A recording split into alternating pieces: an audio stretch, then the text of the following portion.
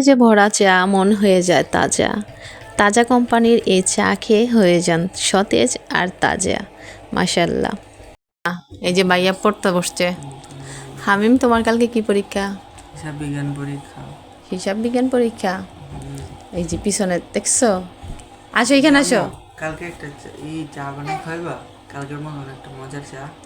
কালকে সন্ধ্যার সময় যে চা খাইছো না তো ব্যথা করতেছে। গুড়ের চা, ওইটা গুড়ের চা ছিল। হামিমের গুড়ের চা হামিমের জন্য রেডি হবে এখন ইনশাল্লাহ। ওকে,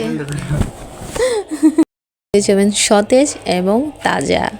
আলহামদুলিল্লাহ আলহামদুলিল্লাহ, কি যে মানে গ্রান, এই চাটা আসলেই ভালো। মানে এই ব্র্যান্ডের কোম্পানির চাটা আমার কাছে ভালোই লাগে।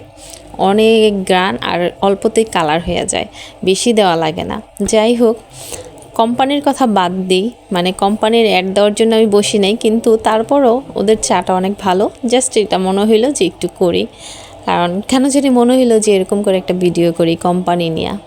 তো যাই হোক, আলহামদুলিল্লাহ, ভালোকে তো ভালো বলতেই হবে। সবচেয়ে বড় কথা হচ্ছে এটা।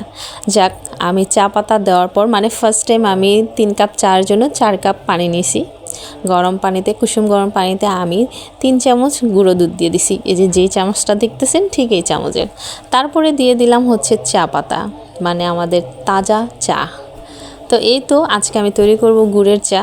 মানে শীত আসলে তো গুড়, চারিদিকে শুধু গুড়, গুড়ের গ্রান, ওয়াও মৌ মৌ করে গ্রানে। তো এই যে মানে একটা ব্যাপার যেটা বলতে চাই, গুড় হাতে পাওয়ার সাথে সাথেই ওই যে নারকেল যেমন মানুষ ভাঙার সাথে সাথে কাট করে কামড় দিয়ে খায়, ঠিক এরকম বোক্কা মার্কা গু মানে বউয়া, মানে কি যেন একটা বলে, যাই হোক, মানে ছোটোবেলায় জানি কি একটা বলতো।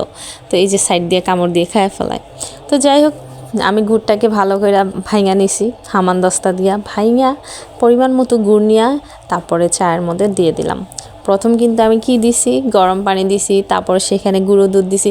আর যদি গরুর দুধ দিয়া বানান, মানে লিকুইড দুধ দিয়া, তখনও কিন্তু 4 কাপ দুধই নিতে হবে 3 কাপ চায়ের জন্য। আর যারা হচ্ছে চা লাভার, তাদেরকে তো আমার শেখানোর কোনো প্রয়োজন নেই। বাট যারা নতুন নতুন চা বানাচ্ছেন তাদের জন্য বলতেছি, সেম এই প্রসেসই করবেন। কারণ 1 কাপ চা আপনাকে শুকায় ফেলতে হবে, ঘন করতে হবে জাল দিতে দিতে দিতে দিতে।